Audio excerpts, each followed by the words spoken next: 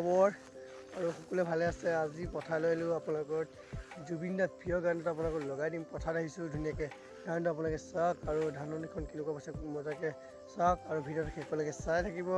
আৰু আপোনালোকে ৰাসৰ ভিডিঅ'টো চাব, জাইকেল পেট ভৰাই ৰাস আমাৰ ভণ্টিয়ে লৈছিলে প্ৰণামীয়ে।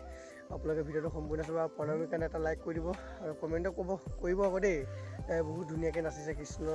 আৰু আপোনালোকে ভিডিঅ'টো শেষলৈকে চাব। মোৰ ভণ্টি হয় প্ৰণামী। মই ভিডিঅ'টো চাই দিব আৰু আপোনালোকে এটা জুবিন দাৰ নতুন গান, প্ৰিয় গানটো আপোনালোকে শুনক।